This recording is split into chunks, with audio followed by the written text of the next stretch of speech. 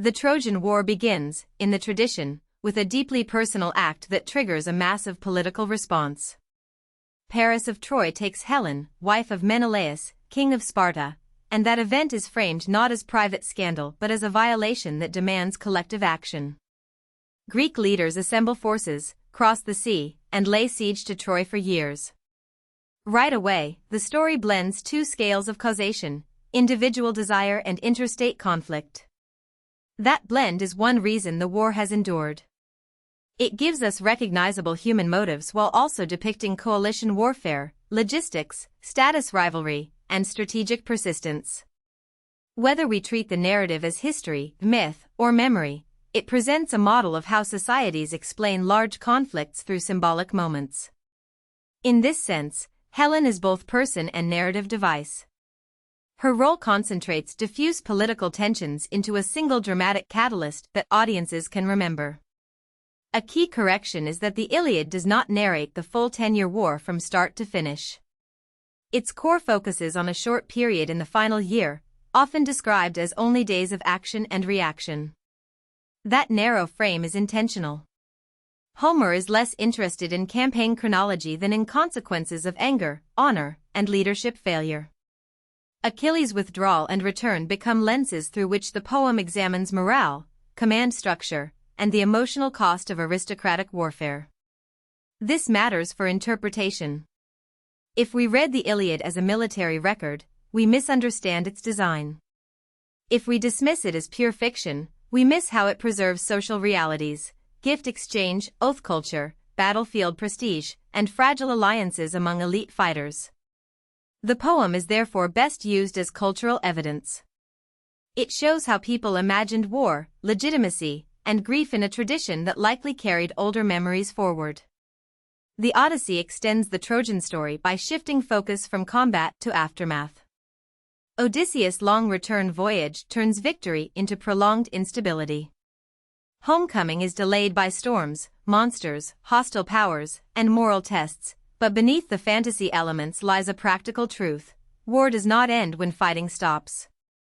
Households are altered, authority becomes contested, and veterans struggle to reintegrate.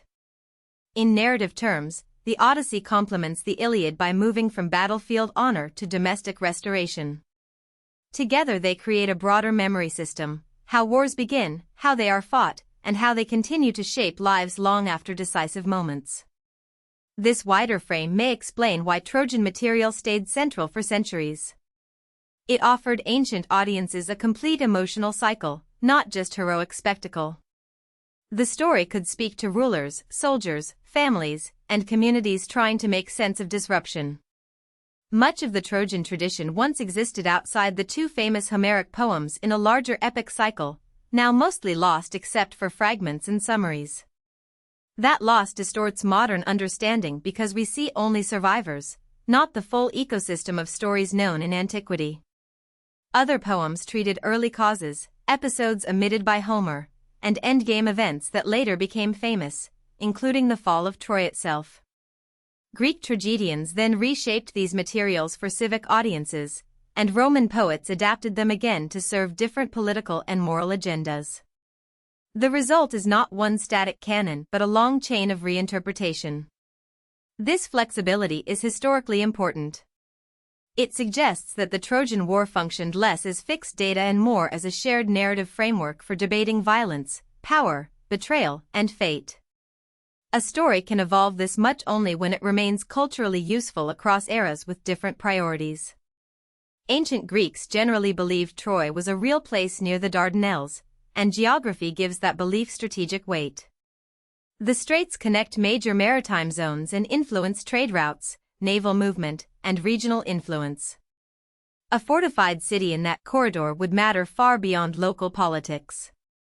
This does not prove a specific war exactly as later told, but it makes sustained conflict plausible in structural terms.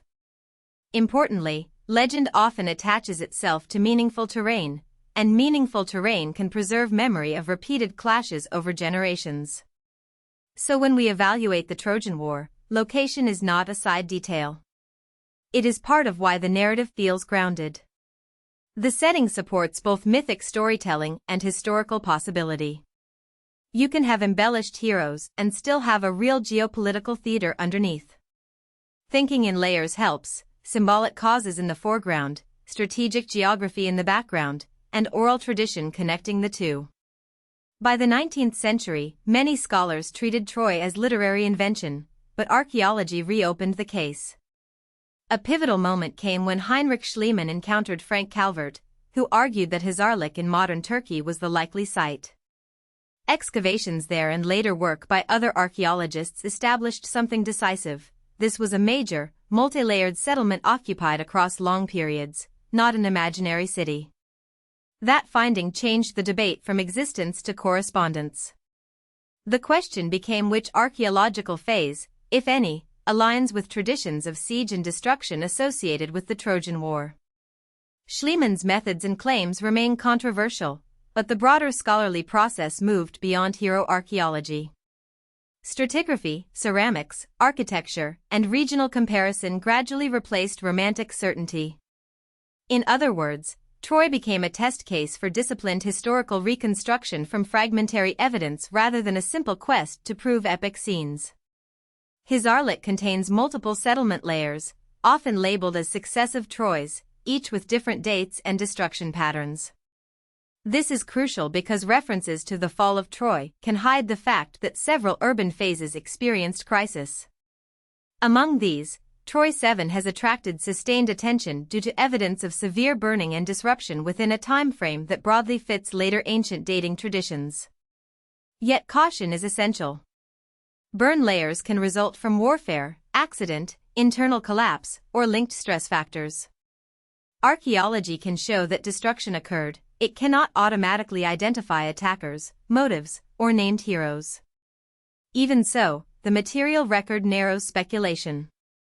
It confirms that the region was not tranquil and that major urban breaks did happen in the relevant era. For historical analysis, this is meaningful support for a conflict memory, even if it stops short of validating the full literary storyline. The broader Late Bronze Age collapse provides context that may explain why Trojan memories became so complex. Across the eastern Mediterranean, palace systems weakened, trade networks fractured, and several centers were damaged or abandoned. In such periods, communities experience repeated shocks rather than one isolated event. Oral tradition often compresses these repeated shocks into coherent narratives anchored by recognizable characters and places. That process can produce a story that feels singular while preserving traces of multiple real conflicts. Many scholars therefore suggest the Trojan War may represent a fusion of episodes involving Mycenaean Greeks, Anatolian powers, and maritime violence in a stressed regional system. This fusion model avoids two extremes, blind literalism and total dismissal. It allows for historical cores without demanding one clean event matching every epic detail. In practice, that is often how deep-time memory works. Dating remains a central challenge. Ancient chronographers like Eratosthenes placed the war around 1194 to 1184 BC, giving later readers a concrete timeline. Modern scholarship treats those dates carefully, since they were produced long after the supposed events and reflect systematizing impulses as much as preserved records. Still, the dates are not irrelevant. They sit near periods when archaeological evidence indicates major instability in the region, which keeps them in play as approximate memory markers. Historical method here relies on convergence, textual tradition, settlement chronology, and regional collapse patterns are compared for overlap. None alone is decisive. Together, they can indicate probability bands rather than exact calendar certainty. This kind of reasoning may feel less dramatic than definitive answers, but it is stronger. It respects uncertainty while extracting meaningful structure from incomplete sources. Another reason the Trojan War endured is that later literature kept redesigning its moral center. Greek tragedy emphasized suffering, revenge cycles, and the cost imposed on women and families after male heroics fade. Roman poets, especially Virgil, reframed Trojan material to support new political identities and imperial narratives. These adaptations show that the war was never just about the past, it was also a tool for present concerns. Each era selected different lessons: heroism, hubris, exile, legitimacy, or civilizational destiny. For us, that means the Trojan War is both source and mirror. It transmits inherited motifs from ancient storytelling while reflecting the priorities of every culture that retells it. Historical inquiry must therefore separate event reconstruction from reception history, while still recognizing they interact. What people believed about Troy influenced how they wrote, governed, and imagined themselves. So is the Trojan War real? The strongest answer is nuanced. A major city existed at the right strategic location. Archaeology shows repeated occupation and destructive episodes, including levels compatible with late Bronze Age crisis.